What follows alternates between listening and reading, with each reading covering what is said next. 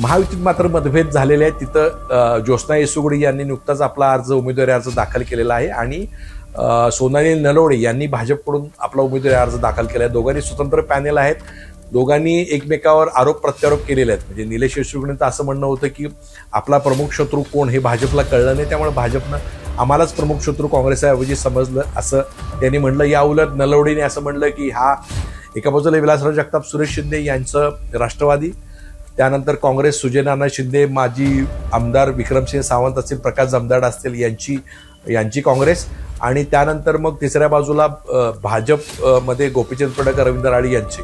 इथं सुद्धा निवडणूक चुरशीची होणार आहे। जत कारखान्याचा विषय असेल, जत नगरपालिकेची इमारत असेल, एक गोपीचंद पडळकरचं विकास कामं असेल, त्यांची धार्मिक जातीय भाषणं असतील, त्यानंतर आरोप प्रत्यारोप असतील।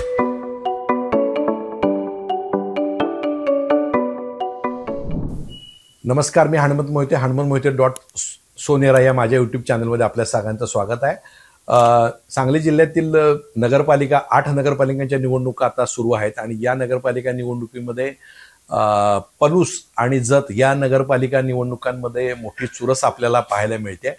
आता जे साधारण 8 नगरपालिका आहेत त्याच्यामध्ये भाजप असेल, महायुती असेल, त्यानंतर महाविकास आघाडीतले घटक पक्ष असेल, हे मोठ्या हिरारीने उतरलेले आहेत आणि याच्यामध्ये महाविकास आघाडीचे नेते आहेत, विश्वजित कदम असतील किंवा जयंत पाटील असतील, विशाल पाटील असतील, यांनी काही ठराविक नगरपालिका लढवायचा असा निर्णय घेतला। त्यानुसार ते आपापल्या मतदारसंघातील आणि आपापल्या प्रभाव क्षेत्रातील निवडणुका लढवत आहेत, कारण जेणेकरून आपल्या मर्यादित साधन सामग्रीचा वापर होऊन आपल्याला कॉन्सन्ट्रेट एफर्ट करता येईल अशी त्यांची भूमिका होती।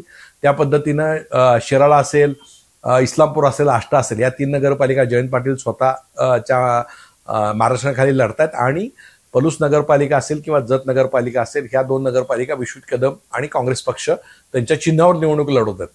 तर जत आणि पलूस नगरपालिकेत आपण जर पाहतोय तर इथं या दोन्ही नगरपालिकेमध्ये तिरंगी लढत होते असे सध्या तरी चित्र आहे। आज आता नगरपालिकेमध्ये उमेदवारी अर्ज दाखल सगळ्यांनी केलेले आहेत, तर आता सुरुवातीच्या टप्प्यात तर ही लढत तिरंगी होती असं दिसतंय।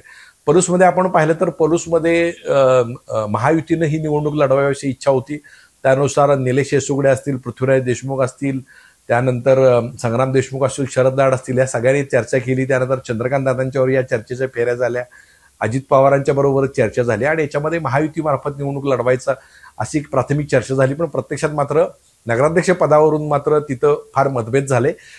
निलेश येसुगडे हे तिथले स्थानिक नेतृत्व आहे, त्यांची एक स्वाभिमानी आघाडी तिथं बापूसाहेब येसुगडे यांच्यापासून आहे, त्यामुळे त्यांची इच्छा होती की नगराध्यक्षपद हे आम्हालाच पाहिजे। आता ते सध्या राष्ट्रवादी पक्षात आहे, त्यामुळे राष्ट्रवादीला नगराध्यक्षपद असावं आणि भाजपला पाहिजे असेल तर जास्त जागा घ्या अशी त्यांची मागणी होती।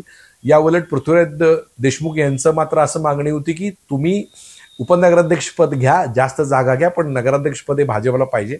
आणि याच्यामध्ये शेवटी मतभेद होऊन भाजपचं स्वतंत्र पॅनल झालं आणि राष्ट्रवादी स्वतंत्र पॅनल झालं। इथं पलूसमध्ये आता सध्या जी सत्ता होती मागच्या वेळेला ती होती विश्वजित कदमांची, आमदार विश्वजित कदमांचं प्राबल्य इथं पलूस कडेगाव मतदारसंघात तिथले आमदार आहेत, त्यामुळं पण कडेगाव नगरपालिका ही संग्राम देशमुख, पृथ्वीराज देशमुख यांच्या गटाकडे आहे, त्यामुळं त्यांची इच्छा आहे की पलूस नगरपालिका सुद्धा भाजपकडे असावी।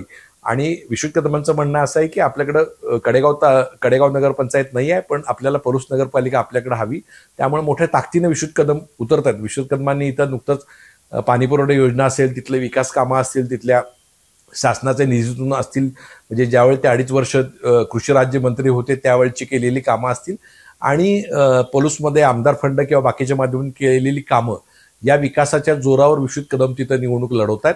आणि त्यांनी तिथलं जे पारंपरिक काँग्रेसचं घराणं आहे, पुदाले घराणं, त्या पुदाले घरातल्या एक दिग्गज उमेदवार रिंगणात उतरलेले आहेत। संजीवनी पुदाले यांची उमेदवारी तिथं त्यांची तगडी उमेदवारी आहे, त्यामुळं काँग्रेस अतिशय ताकदीने निवडणूक लढवायची आणि कोणत्या परिस्थितीमध्ये ही निवडणूक जिंकायची या ईर्षेनं विश्वजित कदम त्या ठिकाणी उतरलेले आहेत।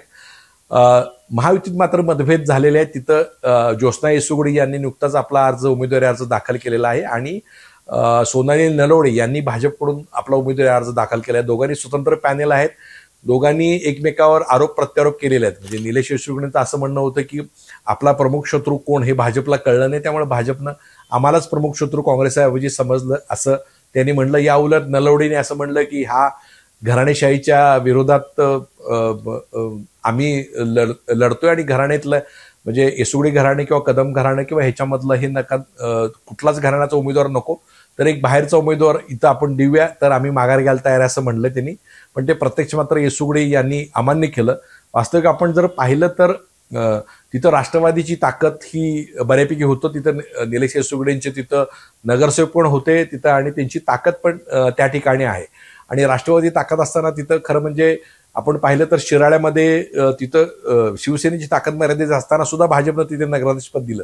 तशा पद्धतीचं नगराध्यक्षपद हे पलूसमध्ये द्यायला हवं होतं असं निलेश येसुगडे समर्थकांची मागणी होती. आणि राहिला प्रश्न घराणेशाहीचा, तर आपण जर पाहिलं तर विट्यात असेल, आष्ट्यात असेल किंवा तासगावमध्ये असेल, तर ही त्या घराण्यांच्याकडे ती नगरपालिका राहिलेली आहे. म्हणजे तिकडे आपण पहिले विट्यामध्ये सदाशिव पाटील, हनुमंतराव पाटील आणि वैभव पाटील यांच्याकडेच नगरपालिका राहिलेली आहे. तिकडे आष्ट्यामध्ये विलासराव शिंदे असतील किंवा वैभव शिंदे असतील किंवा आता विशाल शिंदे, तर ह्या घराण्याकडे अशा नगरपालिका राहिल्या. तर त्याच्याप्रमाणे येसुगडेंचं म्हणणं होतं की आमच्याकडे द्या. पण त्या ठिकाणी ती युती होऊ शकली नाही. आणि आज तिथं काँग्रेस, भाजप आणि राष्ट्रवादी अशी तिरंगी लढत होतीये त्याच्यामध्ये. तर या ठिकाणी अतिशय चुरशीची निवडणूक होणार. त्यामुळे नेमकं कोणाला फायदा होणार, काय होणार असा प्रश्न. आता याच्यामध्ये सुद्धा शरद लाड आणि संग्राम देशमुख यांची भूमिका सुद्धा निर्णायक आहे. ते नेमकं दोघं भाजप बरोबर राहतात की आणखी काय निर्णय घेतात हे आपल्याला पाहावं लागेल. जतमध्ये सुद्धा तिरंगी लढत होते. जतमध्ये तिथं आपण पाहिलं असेल तर गोपीचंद पडळकर हे तिथले आमदार आहेत आणि त्यांनी अतिशय प्रतिष्ठेची निवडणूक केली आहे. रवींद्र आर्डींसारखा स्वच्छ चेहरा, एक डॉक्टर असलेला चेहरा आणि मागच्या वेळेला अतिशय दमदारपणे चालले आणि भाजपचा एक निष्ठावान चेहरा म्हणून तिथे रिंगणात उतरलेला आहे. काँग्रेसनं तिथं जे बाजार समिती सभापती आहेत आणि आता नगराध्यक्षपदासाठी उमेदवार उभे केले ते सुजय नाना शिंदे आहेत. तर तिथले अशोक शिंदेचे ते त्यामुळे त्यांचं घराणं सगळं जर आपण पाहिलं तर त्यांनी तिसरी पिढी त्यांची आता रणांगणात तिथं आहे. त्यामुळे जशी त्यांचं अतिशय भावनिक नातं आहे आणि एक प्रभावी चेहरा म्हणून ते पुढे आलेत. आणि तिसऱ्यांदा सुरेश शिंदे जे तिथले आहेत, तिथं ग्रामपंचायतीपासून त्यांच्याकडे नेतृत्व आहे, ते काँग्रेसकडे होते आणि त्यानंतर मग राष्ट्रवादीकडे गेलेत आणि आता ते राष्ट्रवादी अजित पवार गटाचे नगराध्यक्ष पदाचे उमेदवार. तर त्यांनी पहिल्यांदा जयंत पाटील यांच्याकडे उमेदवारी मागितली होती, पण जयंत पाटलांनी सांगितलं की आपण इथं काँग्रेससाठी जागा सोडलेली आहे, त्यामुळं तुम्ही काँग्रेसकडून लढणार असेल तर लढा, असं करून त्यांना सूचना केली. पण काँग्रेसनं आपला उमेदवार सुजय नानांना दिली. त्यामुळं पटकन सुरेश शिंदेनी राष्ट्रवादीत जाऊन राष्ट्रवादीकडनं आपली उमेदवारी जाहीर करून तिथं विलासराव जगताप आणि त्या दोघांनी युती केलेली आहे. एका बाजूला विलासराव जगताप, सुरेश शिंदे यांचं राष्ट्रवादी, त्यानंतर काँग्रेस सुजय नाना शिंदे, माजी आमदार विक्रमसिंह सावंत असतील, प्रकाश जमदाड असतील यांची काँग्रेस, आणि त्यानंतर मग तिसऱ्या बाजूला भाजप मध्ये गोपीचंद पडळकर, रवींद्र आडी यांची. तर इथं सुद्धा निवडणूक चुरशीची होणार आहे. जत कारखान्याचा विषय असेल, जत नगरपालिकेची इमारत असेल, एक गोपीचंद पडळकरचं विकास कामं असेल, त्यांची धार्मिक जातीय भाषणं असतील, त्यानंतर आरोप प्रत्यारोप असतील, तर हे सगळं चुरशीचं होऊन आपल्याला जतमध्ये सुद्धा तिरंगी अशी चुरशीची लढत पाहायला मिळणार आहे. नेमकं काय होतंय, कुठली जातीय समीकरण होतील, मराठा समाज काय करतो, धनगर समाज काय करतो, लिंगायत समाज काय करतो, समाजाचं गणित तिथं कसं राहतंय हे पाहणं अतिशय मनोरंजक ठरेल.